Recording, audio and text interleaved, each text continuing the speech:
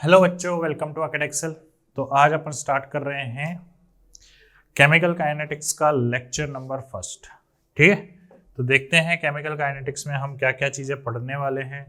तो टॉपिक्स की अगर हम बात करें तो सबसे पहले जनरल इंट्रोडक्शन की बात करेंगे। ठीक है, जनरल इंट्रोडक्शन की बात करेंगे। फिर उसके बाद next upon rate of reactions की बात करेंगे, रेट लॉ की बात करेंगे और ऑर्डर ऑफ रिएक्शंस की बात करेंगे। ठीक है, ये कुछ जनरल बातें रहेंगी अपने फर्स्ट लेक्चर में आज के। ठीक है, तो स्टार्ट करते हैं वन बाय वन सभी चीज़ों को। तो सबसे फर्स्ट है इंट्रोडक्शन पार्ट। तो केमिकल काइनेटिक्स में हम क्या क्या चीज़ें पढ़ते हैं। तो देखो, रिएक्शंस से रिलेटेड आपने अभी तक 2 चैप्टर्स पढ़े हैं। एक आपने पढ़ा है थर्मोडाइनमिक्स, एक आपने पढ़ा है केमिकल इक्विलिब्रियम। ठीक है, तो थर्मोडायनेमिक्स में आप क्या बात करते हो कि गिब्स फ्री एनर्जी की हेल्प से आप ये पता कर सकते हो कि कोई भी केमिकल रिएक्शन या तो होगी या नहीं होगी। ठीक है, केमिकल इक्विलिब्रियम में आप बात करते हो कंसंट्रेशन की, कि रिएक्टेंट अगर जो प्रोडक्ट आखिर बन रहा है तो उसका कंसंट्रेशन क्या होगी, अमाउंट क्या होगी, रिएक्टेंट जो है आफ्टर रिएक्शन कितना अमाउंट बच रहा है। ठीक है, तो वहां पर अमाउंट के बारे में बात होती है, जो भी बच रहा है या जो भी यूज हुआ है। ठीक है, और थर्मोडायनेमिक्स में क्या बात करते हैं कि कोई भी रिएक्शन होगी कि नहीं होगी। ठीक है, रिएक्शन मतलब कंप्लीट होगी या नहीं होगी, उसके बारे में बात करते हैं। केमिकल काइनेटिक्स में हम बेसिकली बात करते हैं कि कोई भी जो केमिकल रिएक्शन हम ले रहे हैं वो केमिकल रिएक्शन की ऑर्डर क्या रहेगी या कितने टाइम में कंप्लीट होगी। मतलब यहाँ पे हम टाइम रिलेटेड बात करते हैं। तो chemical kinetics the branch of physical chemistry which deals with the study of rate of reaction.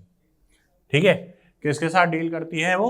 Rate of reaction और the mechanism by which the reaction proceed and factors affect the rate of reaction. ठीक है, और बाकी कौन कौन से factor जो है रेट को अफेक्ट करते हैं वो सारी बातें अपन करेंगे। फिर on the basis of rate chemical reaction are broadly divided into 2 categories. 2 categories में डिवाइड है। एक तो देखो वेरी फास्ट रिएक्शंस, अब जो बचपन में आप पढ़ के आए हो फास्ट रिएक्शन, स्लो रिएक्शन। ठीक है, तो वो सारी थोड़ी सी इंट्रोडक्शन में बातें कर लेते हैं हम।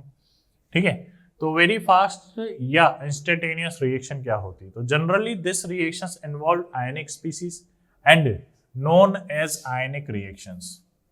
ठीक है, जो फास्ट रिएक्शन होती है वो जनरली कौन सी रिएक्शन होती है? आयनिक रिएक्शंस होती है। कौन सी रिएक्शन होती है? आयनिक रिएक्शंस होती है। These reactions take about 10 की पावर -14 to 10 की पावर -16 सेकेंड्स। ठीक है, फॉर कंप्लीशन। अब ये इतना जल्दी कंप्लीट हो रही है कि इसके लिए क्या ही टाइम की बात करोगे? मिली सेकेंड्स में कोई टाइम थोड़ी होता है हमारे लिए। ठीक है, हमारे लिए टाइम मान लो कम से कम के आधा मिनट, 1 मिनट, 10 मिनट, 5 मिनट, 1 घंटा, 2 घंटा, ये टाइम हम ऑब्जर्व कर सकते हैं। मिली सेकेंड्स में हम क्या ही ऑब्जर्व करेंगे। ठीक है, so it is almost impossible to determine the rate of this reaction। ठीक है, जो रिएक्शन चंद सेकंडों में, ठीक है, चंद मिली सेकंड्स में कंप्लीट हो रही है तो उसके लिए क्या ही रेट है देखना। तो जो वेरी फास्ट रिएक्शंस होती है तो उनके लिए हम रेट नहीं देखते। ये कुछ एग्जांपल हैं जो वेरी फास्ट रिएक्शंस हैं जो मिली सेकंड्स में कंप्लीट हो जाती है। तो जनरली जो एसिड बेस रिएक्शंस होती हैं, ठीक है, एसिड बेस रिएक्शंस जो है वो बहुत इमीडिएटली खत्म हो जाती है। ठीक है, मिली सेकेंड्स में कंप्लीट हो जाती है, तो उनकी हम जो है रेट की बात नहीं करते। ठीक है, नेक्स्ट है very slow reaction. Very slow reaction यानी कि जिनको सालों लग जाते हैं कंप्लीट होने में। अब किसी रिएक्शन को ऑब्जर्व करने के लिए हम साल भर तो बैठे नहीं रहेंगे। ठीक है, तो देखो this reaction proceed very slowly.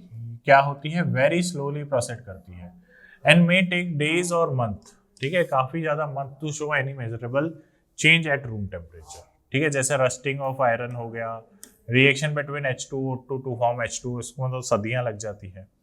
ठीक है, तो ये रिएक्शन जो है काफी ज्यादा टाइम लेती है, बहुत ज्यादा टाइम लेती है। ठीक है, और कुछ होती है मॉडरेट रिएक्शन, मॉडरेट या स्लो रिएक्शन, जिसको मिनट्स या कुछ सेकेंड्स या ज्यादा से ज्यादा कुछ घंटे, 1-2 घंटे ही लगते हैं। तो इनमें हम जो है रेट डिटरमाइन करते हैं। ठीक है, इसमें अपन रेट डिटरमाइन करने का काम करते हैं। So this type of reactions proceed with a measurable rates at normal temperature and we can measure the rate of this reaction easily measure कर सकते हैं। ठीक है, mostly these reactions are molecular in nature।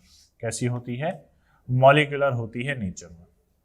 Examples में बात करें तो decomposition of H2O2, ठीक है, डिकम्पोजिशन ऑफ H2O2 बहुत ज़्यादा स्लो होती है, डिकम्पोजिशन ऑफ N2O5, ठीक है, NO2 और उसमें डिकम्पोज होता है। देखो ये पता है कौन सी रिएक्शन है, ये है आपकी डिस्प्रपोजिनेशन रिएक्शन, ठीक है, ये छोटी छोटी चीज़ों पकड़ा करो, डिस्प्रपोजिनेशन रिएक्शन,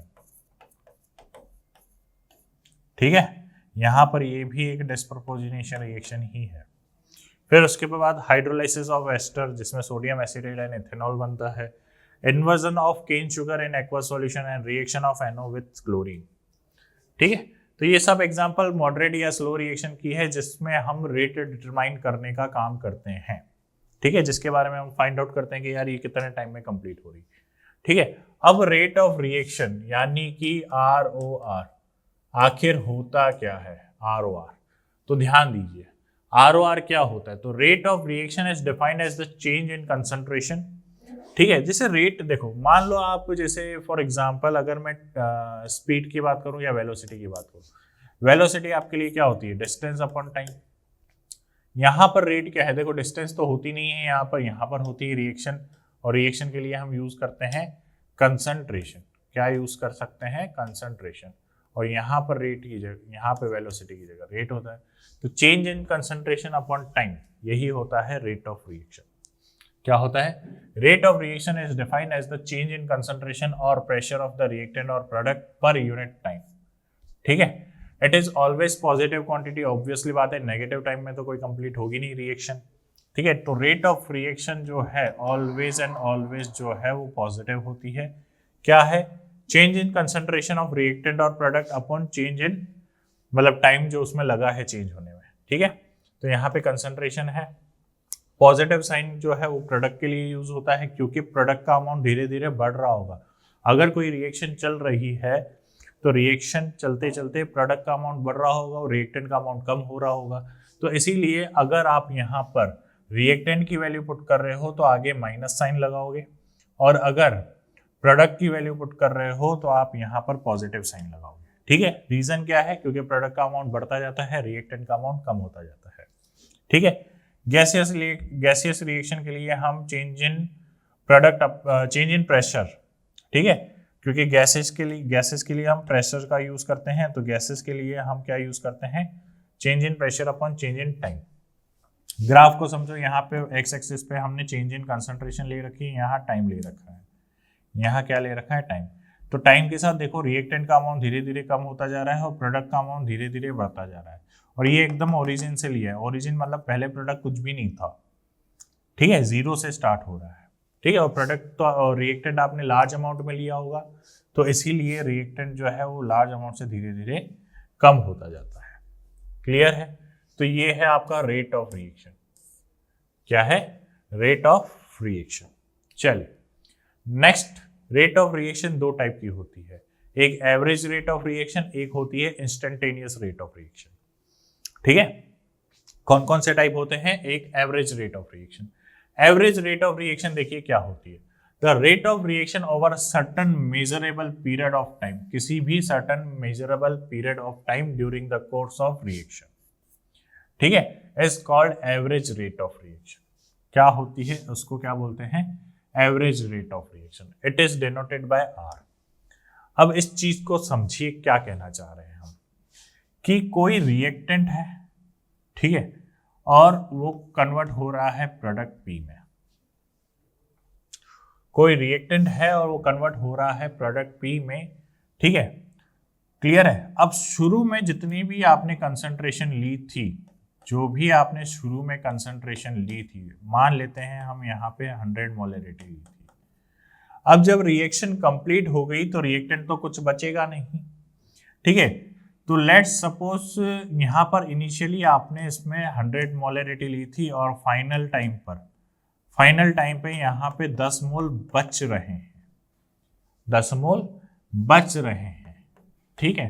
तो यहाँ पर जो कंसंट्रेशन हम लेंगे वो लेंगे चेंज इन कंसंट्रेशन, मतलब 100/10, यानी कि चेंज कितने का आया, 90 का, कितने टाइम में आया वो, and change in concentration upon change in time, ये अपना होगा एवरेज रेट ऑफ रिएक्शन।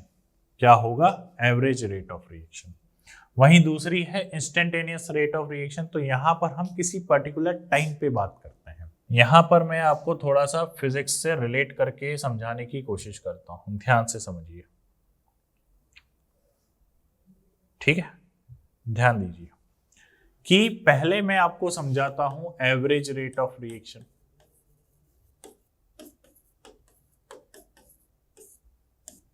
ठीक है, मान लीजिए कि आप अपने हॉस्टल में हैं। अभी कहां हैं आप? हॉस्टल में हैं। और आपका एम है कि आपको पहुंचना है अकेड एक्सेल। आपको कहां पहुंचना है? अकेड एक्सेल पहुंचना है, ठीक है। तो जब आप एवरेज रेट देखते हैं तो एवरेज रेट का मतलब ये है कि जैसे फॉर एग्जांपल अभी फिजिक्स से अपन ने वेलोसिटी डिफाइन करी थी, डिस्टेंस अपॉन टाइम। तो एवरेज रेट का मतलब क्या है कि जैसे मान लीजिए यहाँ इनिशियल से लेकर अकेड एक्सेल आप स्ट्रेट पहुंच गए और आपने 100 किलोमीटर का डिस्टेंस तय किया और आपको टाइम लगा टोटल 5 आवर्स, या यूं मान ले 100 किलोमीटर चलने में 2 घंटे लगते हैं मैक्सिमम, 2 आवर्स। तो यहाँ पर वेलोसिटी क्या हो जाएगी आपकी? 100 किलोमीटर अपॉन 2 आवर, यानी कि 50 किलोमीटर पर आवर आपको एवरेज टाइम लगा, ठीक है। यानी कि 1 घंटे में आपने 50 किलोमीटर डिस्टेंस तय किया। तो ये जो है पूरा ओवरऑल जो आपने पाथ तय किया है उसके लिए डिफाइंड है, ठीक है। अब इंस्टेंटेनियस का मतलब समझिए, इंस्टेंटेनियस का मतलब समझिए। सेकेंड, अब बात करते हैं इंस्टेंटेनियस की, ठीक है, रेट ऑफ रिएक्शन। तो इंस्टेंटेनियस में मान लीजिए आप कहीं भी है, हॉस्टल वगैरह या आपके घर में, आपको पहुंचना है अकेड एक्सेल। कहां पहुंचना है? अकेड एक्सेल। लेकिन यहां पर क्या मुद्दा है कि आपको अकेड एक्सेल तो पहुंचना है, लेकिन हम बात कर रहे हैं इंस्टेंटेनियस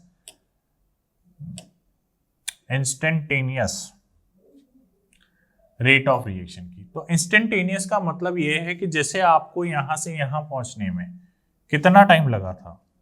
आपको हॉस्टल से अकेड एक्सेल पहुंचने में 2 घंटे लगे थे।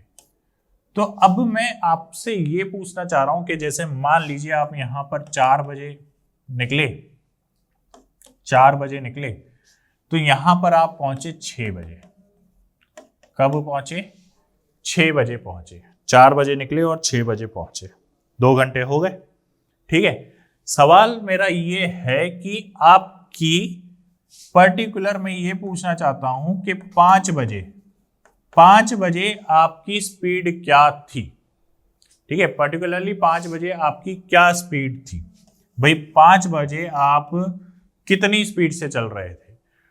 50 किलोमीटर पर आवर की स्पीड से चल रहे थे, या हो सकता है बहुत ज्यादा ट्रैफिक एरिया था तो आप वहां पे 20 किलोमीटर पर आवर की स्पीड से ही चल रहे थे, ठीक है। तो इंस्टेंटेनियस का मतलब होता है कि उस पर्टिकुलर पॉइंट पर आपकी रेट क्या है, ठीक है। और एवरेज में मतलब क्या है कि एवरेज में जो कंप्लीट रिएक्शन हो गई है, तो कंप्लीट रिएक्शन होने के बाद जो आपका रेट है वो क्या है, ठीक है। कंप्लीट रिएक्शन में आपका रेट क्या है?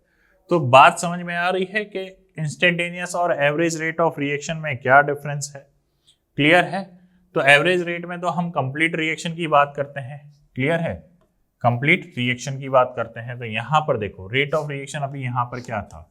रेट ऑफ रिएक्शन क्या था? Change in concentration upon change in time, ठीक है। तो अगर आप रिएक्टेंट के रेस्पेक्ट में बात कर रहे हो तो देखो रिएक्टेंट के रेस्पेक्ट में क्या होगा? A2 की कंसंट्रेशन माइनस A1 की concentration upon change in time, जो टाइम लगा, और यहां पे आएगा माइनस साइन क्योंकि आप रिएक्टेंट के टर्म्स में बात कर रहे हो।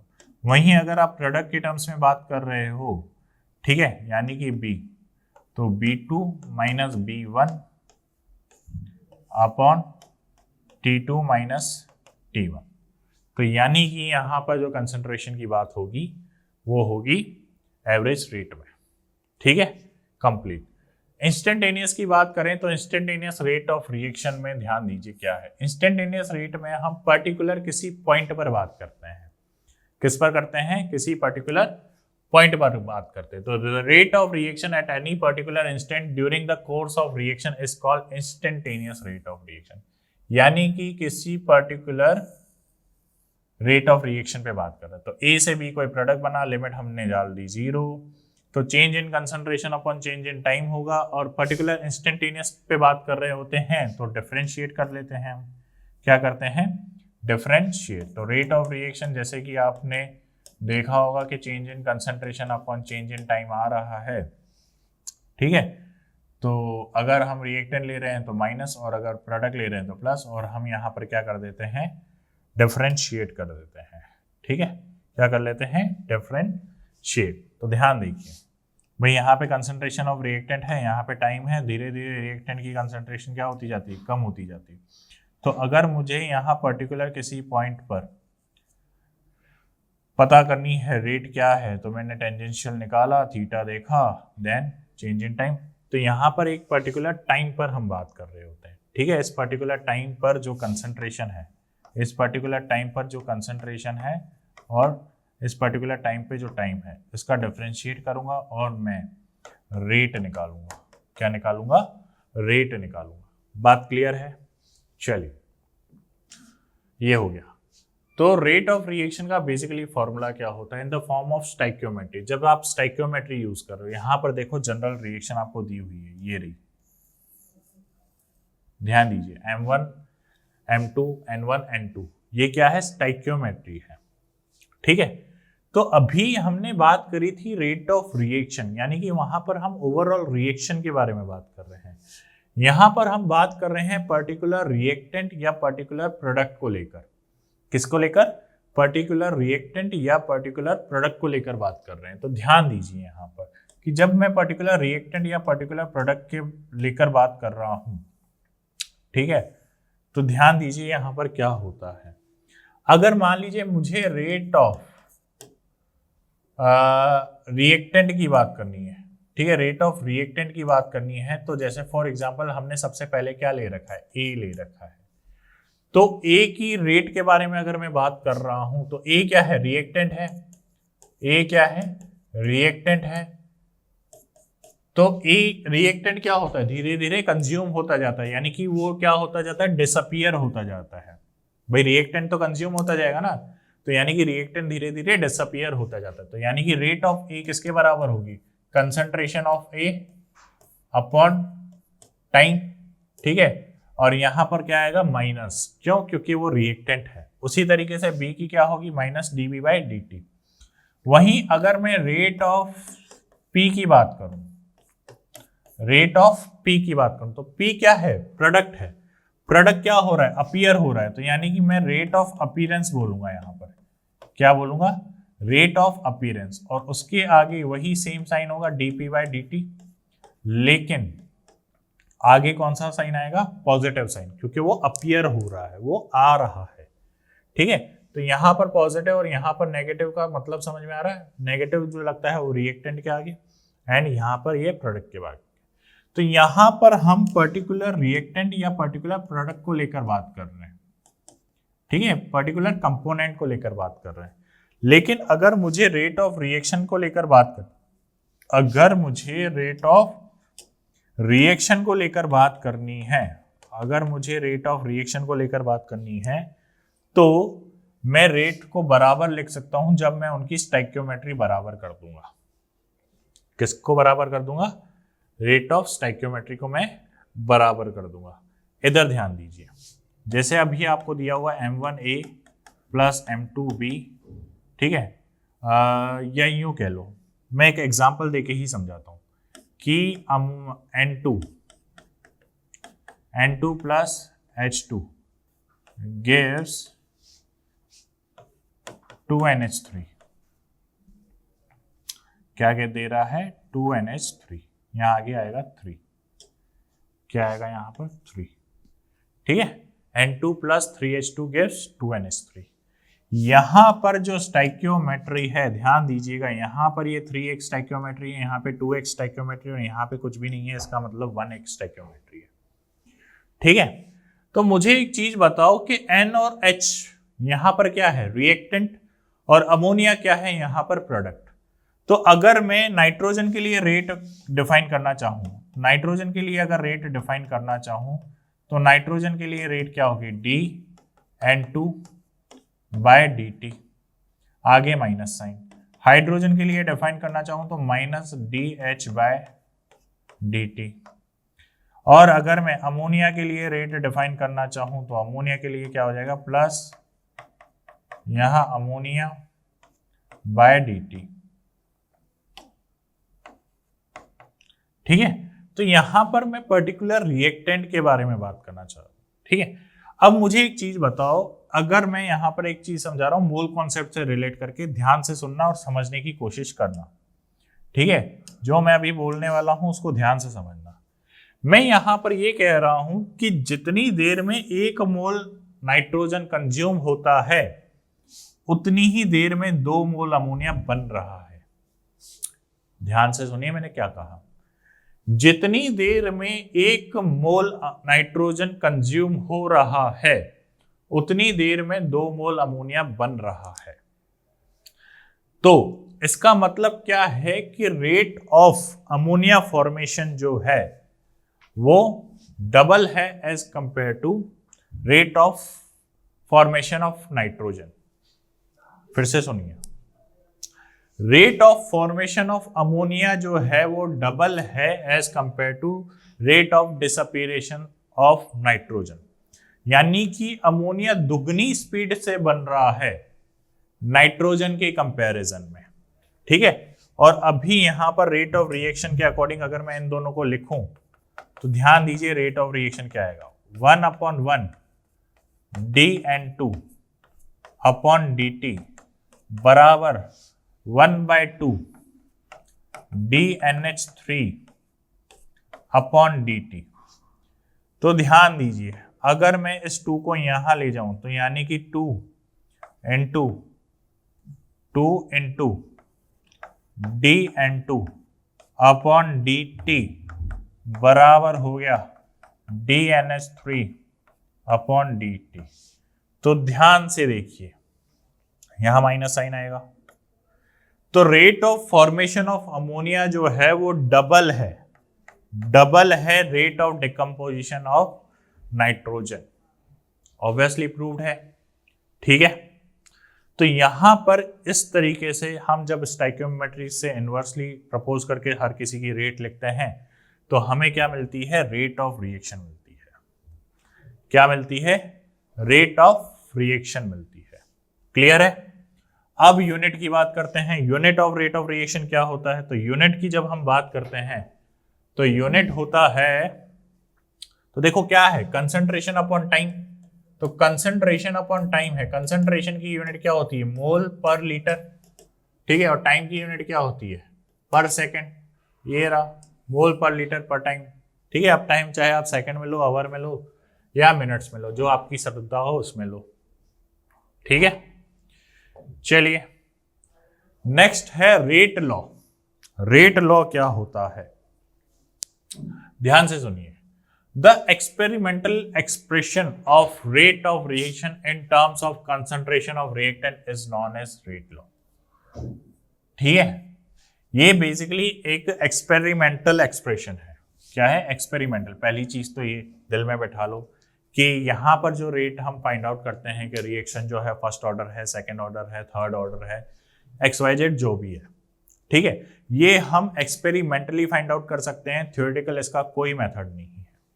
ठीक है, तो the experimental expression of rate of reaction in terms of concentration of reaction is known as rate law. In this expression the rate of reaction is proportional to the product of molar concentration of reactant with each term raised to the power of the exponent that has to be found experimentally। इस point को ध्यान से समझिए। Rate of reaction या किसी भी reaction की rate को रिप्रेजेंट करने का तरीका क्या होता है कि जो रेट ऑफ रिएक्शन है वो डायरेक्टली प्रोपोर्शनल होती है। जो रेट ऑफ रिएक्शन है वो डायरेक्टली प्रोपोर्शनल होती है किसके, ध्यान दीजिए, जो रेट ऑफ रिएक्शन है वो डायरेक्टली प्रोपोर्शनल होती है किसके, reaction A plus B gives product P। तो रेट जो है वो डायरेक्टली प्रोपोर्शनल है किसके, रिएक्टेंट के, किसके? रिएक्टेंट के। और यहां पर जो पावर में वैल्यू लिखी जाती है, लेट सपोज कोई भी है x और y, ठीक है, ये जो पावर में वैल्यूज लिखी जाती है x और y, यही ऑर्डर को रिप्रेजेंट करती है। ये क्या है? ऑर्डर ऑफ a, और ये क्या है? ऑर्डर ऑफ b, जिसको हम एक्सपेरिमेंटली फाउंड आउट करते हैं। ठीक है, अब ये जो x है, अब मान लीजिए यहां पर मैं स्टाइकियोमेट्री भी ले रहा हूं, जैसे फॉर एग्जांपल यहां पे n1 ले ली, यहां पर n2 ले ली, ठीक है, यहां पर n1 ले ली, यहां पर n2 ले ली। तो यहां पर जो x की वैल्यू है वो n1 के बराबर हो भी सकती है और नहीं भी हो सकती, ठीक है, और नहीं भी हो सकती। और यहां पर y की वैल्यू जो है वो n2 के बराबर हो भी सकती है और नहीं भी हो सकती। ठीक है, इस बात को दिल पे नहीं लेना है, क्योंकि x और y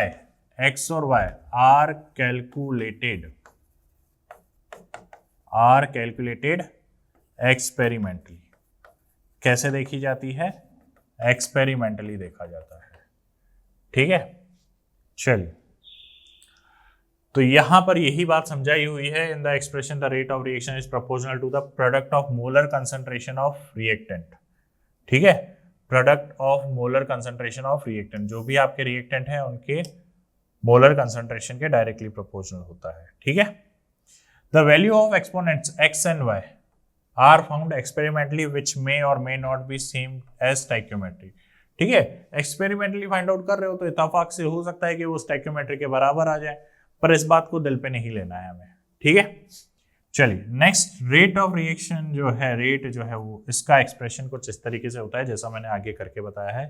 ठीक है, चलिए, अब प्रोपोर्शनलिटी हटाने के लिए कोई ना कोई कांस्टेंट वैल्यू आएगी। वो कांस्टेंट वैल्यू क्या होगी?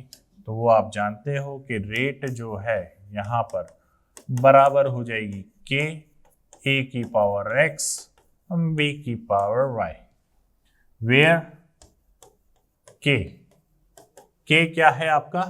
Rate constant. क्या है? रेट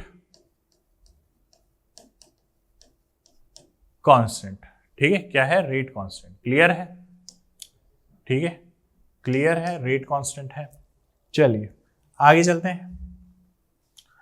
चलते हैं, तो देखिए, इन ए केमिकल रिएक्शन N1, अब ये मैंने मतलब एग्जांपल दे रखा है और एग्जांपल से पूरी बात समझा रखी है। ये एक जनरल रिएक्शन दे रखी है जिसमें N1 N2 जो है A और B की स्टोइकियोमेट्री, M1 M2 C और D की। तो रेट लॉ को एक्सप्रेशन करें तो N1 और N2 जो है ये एक्सपेरिमेंटल है, जो इत्तेफाक से यहाँ पर सेम लिखे गए हैं। ठीक है, but according to rate law expression, ये तो लॉ ऑफ मास एक्शन के अकॉर्डिंग है। भाई लॉ ऑफ मास एक्शन में जो पावर में जाता है, जो आपने केमिकल इक्विलिब्रियम में पढ़ा है, तो लॉ ऑफ मास एक्शन में तो पावर में कौन जाती है? स्टोइकियोमेट्री। लेकिन रेट लॉ में जो पावर होती है वो x और y होती है, और वो जो है एक्सपेरिमेंटली सेम हो भी सकती है और नहीं भी हो सकती स्टोइकियोमेट्री से। क्लियर है? ठीक है, तो जब आप कंसंट्रेशन 1 के बराबर लोगे तो जो वैल्यू आएगी रेट की वो रेट कांस्टेंट होगी, रेट कांस्टेंट के बराबर होगी। ठीक है, तो rate of reaction at unit concentration of reactant is called rate constant और स्पेसिफिक रेट कांस्टेंट। क्या कहेंगे? रेट कांस्टेंट या स्पेसिफिक रेट कांस्टेंट रेट। ठीक है, फिर रेट कांस्टेंट जो है does not depend on concentration of reactant. Rate constant किस पे डिपेंड नहीं करती? रिएक्टेंट की कंसंट्रेशन पर डिपेंड नहीं करती। ठीक है, वो सिर्फ डिपेंड करती है टेम्परेचर पे और कैटलिस्ट पे। ये बहुत ज्यादा इंपॉर्टेंट पॉइंट है, स्टेटमेंट में ये फेवरेट है। ठीक है, ये बहुत ज्यादा इंपॉर्टेंट पॉइंट है, तो इसको अच्छे से समझिएगा।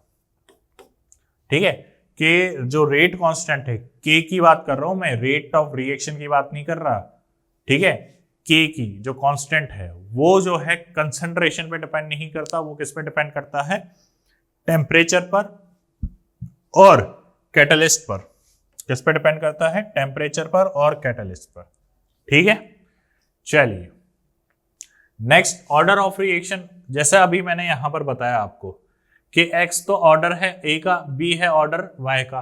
तो अगर मैं ऑर्डर ऑफ रिएक्शन की बात करूं तो ऑर्डर ऑफ रिएक्शन क्या हो जाएगा? ऑर्डर ऑफ रिएक्शन हो जाएगा x प्लस वाई। क्या हो जाएगा?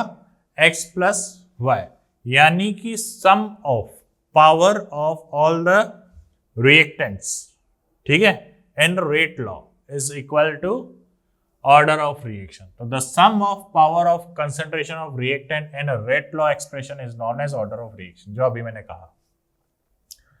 ठीक है, तो ये है आपका रेट एक्सप्रेशन। तो यहां पर अभी हमने बात करी थी x प्लस वाई जो है आपका ऑर्डर ऑफ रिएक्शन कहलाएगा, जिसको आप n के बराबर भी कर सकते हो। ऑर्डर ऑफ रिएक्शन जो है वो जीरो भी हो सकती है, पॉजिटिव भी हो सकती है, नेगेटिव भी हो सकती है, फ्रैक्शनल भी हो सकती है। ठीक है, कुछ भी हो सकती है, कुछ भी मतलब नंबर में कुछ भी हो सकती है। ठीक है, order of reaction is an experimental quantity, और ये भी बात मैं बता चुका हूं कि ऑर्डर जो है एक एक्सपेरिमेंटल क्वांटिटी है। क्लियर है? तो ऑर्डर जो है जीरो ऑर्डर भी हो सकती है, पॉजिटिव, नेगेटिव और फ्रैक्शनल, कुछ भी हो सकती है। ठीक है, ज्यादातर जो आपके सिलेबस में क्वेश्चन आते हैं वो फर्स्ट ऑर्डर को लेकर आते हैं। ठीक है, तो जिसका डेरिवेशन भी करेंगे हम नेक्स्ट क्लास में। अभी देखिए क्या है, यूनिट की बात करते हैं रेट कांस्टेंट में। तो अभी आपने देखा कि रेट बराबर जो है प्रोडक्ट रेट जो है वो इक्वल्स टू होता है rate constant into concentration of reactant की पावर n।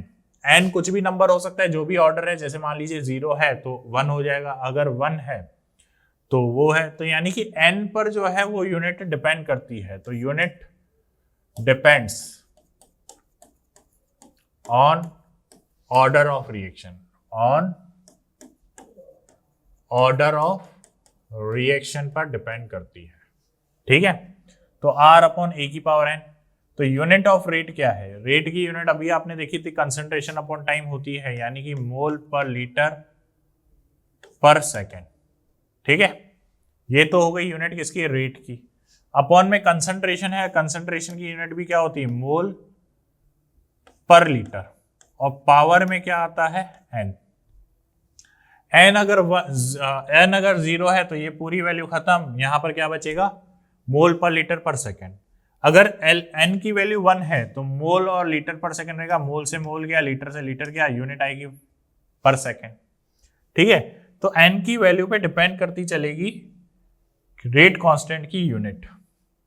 ठीक है, तो वो हम हर डेरिवेशन के साथ, जैसे जीरो ऑर्डर की रिएक्शन का डेरिवेशन करेंगे, फर्स्ट ऑर्डर का डेरिवेशन करेंगे, सेकंड ऑर्डर का नहीं करेंगे क्योंकि है नहीं आपके सिलेबस में ज़्यादा।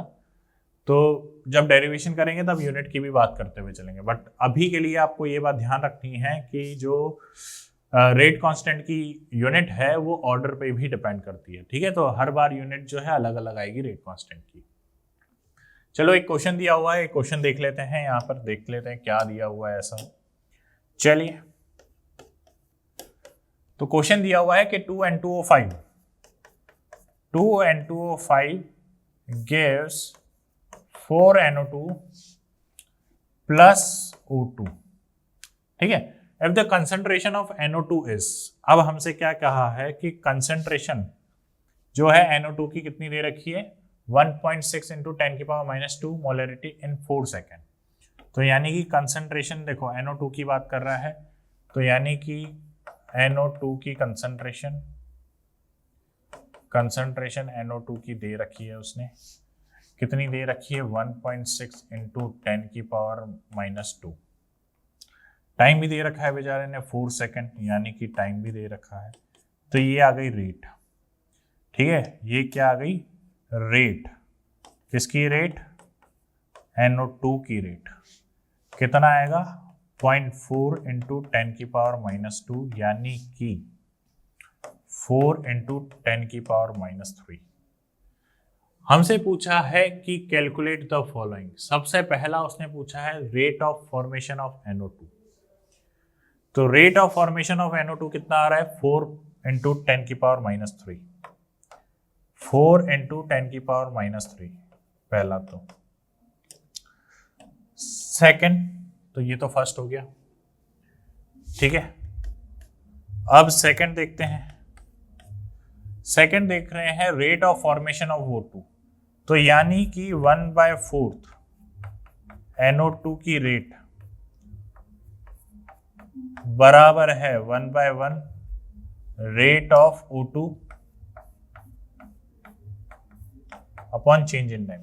यानी कि जो रेट NO2 की है उसके 4 टाइम्स,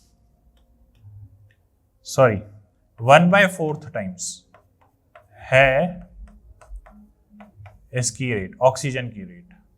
तो कितनी आएगी वो 10⁻³ के बराबर। कितनी आएगी 10⁻³ के बराबर। नेक्स्ट हमसे पूछ रहा है rate of disappearance of N2O5। Rate of disappearance of N2O5 तो वो हो जाएगा 1/2 N2O5 की rate upon change in time बराबर, आप ऑक्सीजन के बराबर ले लीजिए चाहे, तो 1/4 इंटू ये कितना आ रहा था 4 × 10⁻³ यहां पर आपने रेट किसकी ली है NO2 की, ये गया। ठीक है, तो N2O5 की रेट ऑफ डिसअपीयरेंस किसके बराबर आ रहा है 2 × 10⁻³ के बराबर। किसके बराबर आ रहा है 2 × 10⁻³ के बराबर। और अगर रेट ऑफ रिएक्शन की बात कर रहे हैं, रेट ऑफ रिएक्शन की अगर हम बात कर रहे हैं तो वो किसके बराबर होगी। तो अगर मैं स्टाइकियोमेट्री से, जैसे फॉर एग्जांपल 1 है, ठीक है, 1 किसके लिए है ऑक्सीजन के लिए, तो जो ऑक्सीजन की रेट है, ठीक है, जो ऑक्सीजन की रेट है वही रेट ऑफ रिएक्शन है। तो रेट ऑफ रिएक्शन किसके बराबर है, रेट ऑफ रिएक्शन है 10⁻³ के बराबर। अगर फिर भी भरोसा नहीं है तो कर लो 1/2 N2, ठीक है, N2O5 upon delta T put करके देख लो, या फिर 1/4 रेट ऑफ NO2 पुट करके देख लो। ठीक है, और तब भी भरोसा नहीं है तो 1/1 rate of O2 upon change in time put करके देख लो। तीनों में कुछ भी पुट करके देख लो, आंसर जो है सेम आएगा। कैसे, NO2 क्या है रेट 4 × 10⁻³ 1/4 से मल्टीप्लाई करोगे तो 10⁻³, ये ऑक्सीजन 10⁻³। ठीक है, अब N2O5 की रेट कितनी आ रही 2 × 10⁻³, तो 1/2 × 10⁻³ करोगे तो भी 10⁻³ आएगा। यानी कि रेट ऑफ रिएक्शन जो है, रेट ऑफ रिएक्शन जो है वो कितनी है 10⁻³। क्लियर है, तो ये हो गया आपका रेट ऑफ रिएक्शन की बात। ठीक है, तो यहां पर हो गया रेट ऑफ रिएक्शन की बात। अब हम नेक्स्ट क्लास में करेंगे ऑर्डर का डेरिवेशन। ठीक है, ऑर्डर ऑफ रिएक्शन का डेरिवेशन करेंगे। क्लियर है, तो कुछ एग्जांपल्स आपको इससे रिलेटेड असाइनमेंट में मिल जाएंगे, जो असाइनमेंट जरूर देखिएगा। ठीक है, असाइनमेंट जरूर देखिएगा, आपको असाइनमेंट में कुछ क्वेश्चन मिलेंगे। ठीक है, चलिए, तो उसके बाद अगर आपको इन नोट्स की PDF चाहिए, चैप्टर वाइज CRE चाहिए, लेक्चर वाइज असाइनमेंट चाहिए, माइनर टेस्ट, मेजर टेस्ट या PYQs के सॉल्यूशन चाहिए, तो हमारी वेबसाइट पे अवेलेबल है www.acadexcel.com पर। ठीक है, तो ये PYQ के वीडियो सॉल्यूशंस आपको अवेलेबल हो जाएंगे, कुछ टेस्ट वगैरह भी ऑब्जर्व मिल जाएंगे। ठीक है, चैप्टर वाइज भी टेस्ट मिलेंगे आपको, और एक कंप्लीट मतलब लेक्चर वाइज भी टेस्ट मिलेंगे। ठीक है, तो असाइनमेंट्स वगैरह सब मिलते हैं और उनके वीडियो सॉल्यूशन भी अवेलेबल रहेंगे। ठीक है, तो अगर आपको वीडियो अच्छा लग रहा है तो वीडियो को लाइक करिए, चैनल को सब्सक्राइब करिए और ज़्यादा से ज़्यादा शेयर करिए, और बेल आइकन को ज़रूर प्रेस करिएगा ताकि आपको नेक्स्ट वीडियो की नोटिफिकेशन मिलती रहे। Thank you.